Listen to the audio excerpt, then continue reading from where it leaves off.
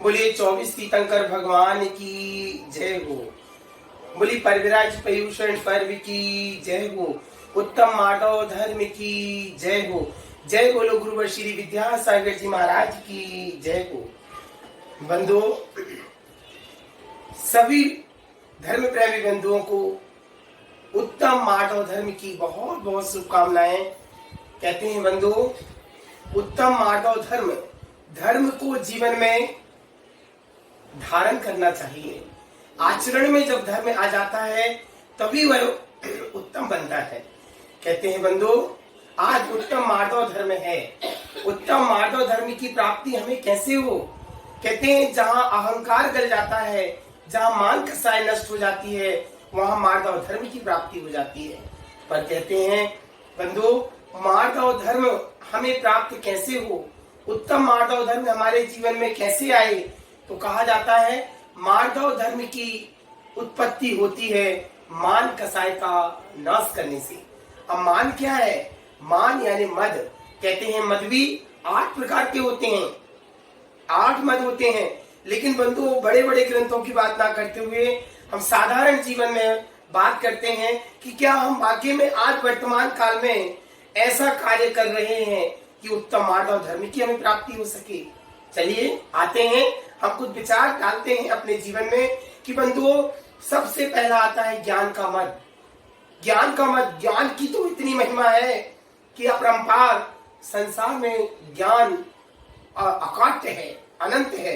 लेकिन आज अल्प ज्ञानी थोड़ा सा ज्ञान हो जाता है और ज्ञान के घमंड में चूर हो जाते हैं कि मैं जैसा ज्ञानी, मैं कितना बड़ा अहंकार है बंधु। आज मंदिरों में, आज देख लो, कोई भी धर्म सभा में या कहीं भी कोई पंडित या कोई ज्ञानी बैठता है और यदि वो ये कह देता है मैं ज्ञानी हूँ, मैंने ये चीज बताया, तो मैं शब्द अहंकार को लाता है। मैं शब्द कि मैंने ये किया, मैं कर रहा हूँ, मैंने जवाब दिया, मैंने बोला, मैं होता कौन हूँ करने वाला बंधु? करने वाली तो मेरी आत्मा है और मेरा अपना पुण्य है। पुण्य ही हमारा सब अच्छा कराता है और पुण्य ही, पाप ही हमारे लिए बुरा कराता है। तो बंधु, मैं करने वाला कोई नहीं हूँ, मैं तो एक पुद्गल द्रव्य हूँ। मेरा शरीर तो पुद्गल है, मेरी आत्मा कल्याणकारी है और पुण्य की प्राप्ति होती है तो पुण्य से वो कार्य हमारा हो जाया करता है। ज्ञान का मद, रूप का मद। आज देखते हैं बंधु, लोग अपने शरीर को ही सजाने में लगे हैं। 2-2 घंटे तक आईने के सामने खड़े हैं और आईने में खड़े होकर के सज रहे हैं, अपने शरीर को देख रहे हैं, रूप रंग को देख रहे हैं। अरे बंधु, व्यक्ति का व्यक्तित्व उसके व्यक्ति से नहीं, उसके गुणों से होता है। आज कहते हैं हमारे इस शरीर में, शरीर का चमड़ा ही यदि उतार दो, शरीर का चमड़ा ही यदि उतार दो और आप खुद ही इस शरीर के अंदर के भाग को देखोगे तो आप खुद जी नहीं पाओगे। आपको खुद अपने शरीर से घृणा हो जाएगी।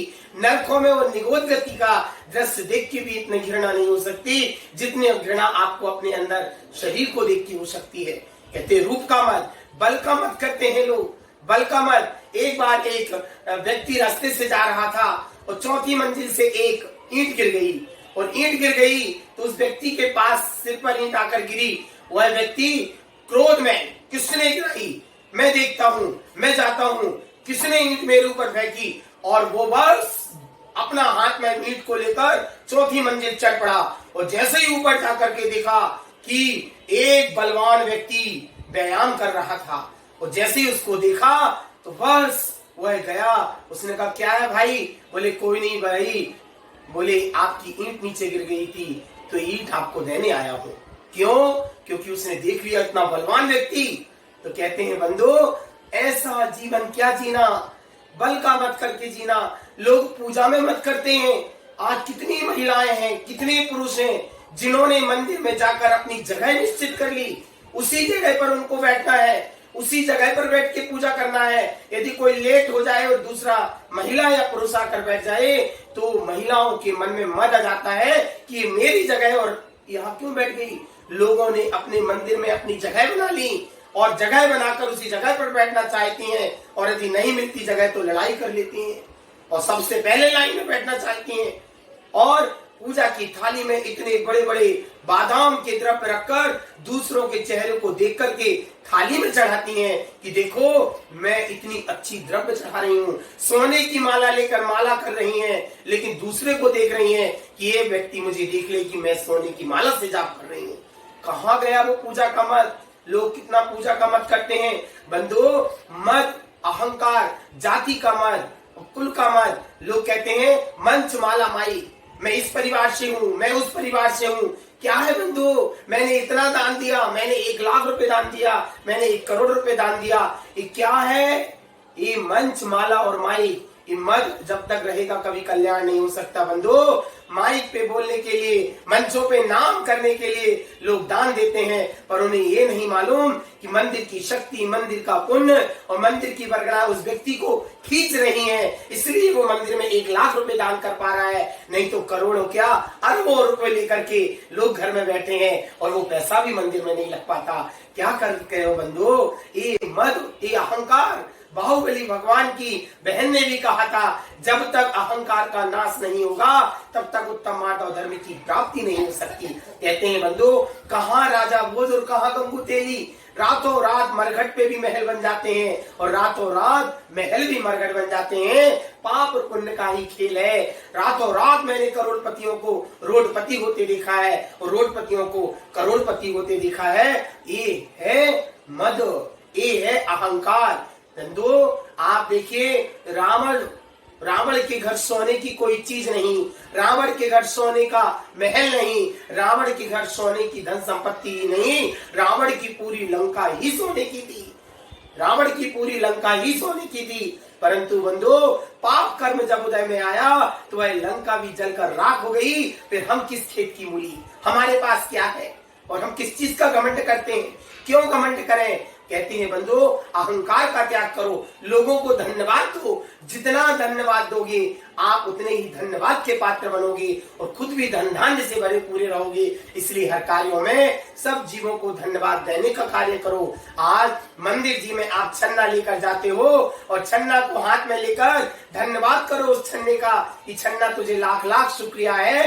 यदि तू छन्ना ना होता तो मैं भगवान को नहीं पहुंच पाता, लेकिन आज भगवान को पहुंच करके मैं पुण्य कमा रहा हूँ, इसलिए तुझे बारंबार प्रणाम हो। आप धोती जो पहनकर अभिषेक कर रहे हो, भगवान के पास तक जाने का माध्यम ही आपकी धोती है। आप धोती को उठाइए और पूजन पाठ करके तह करके माथे से लगाओ और धोती को धन्यवाद दीजिए कि धन्यवाद है धोती तुझे लाख लाख। यदि तू धोती ना होती तो भगवान को मैं ना छू पाता। भगवान को छूने का माध्यम तू है, इसलिए तुझे बारंबार प्रणाम हो। कोई भी जीव हो, कोई भी अजीब हो, एक इंद्रिय जीव हो, चाहे हमसे छोटा हो या हमारा से बड़ा हो, सबको धन्यवाद देना सीखो। अहंकार का त्याग करो, मान कसाय का त्याग करो, तभी हमें उत्तम मार्ग और धर्म की प्राप्ति होती है। जैसे कहा भी जाता, मार दो। मारना है किसको? अहंकार को। मारना है किसको? गर्व को। मारना है किसको? मान कसाय को।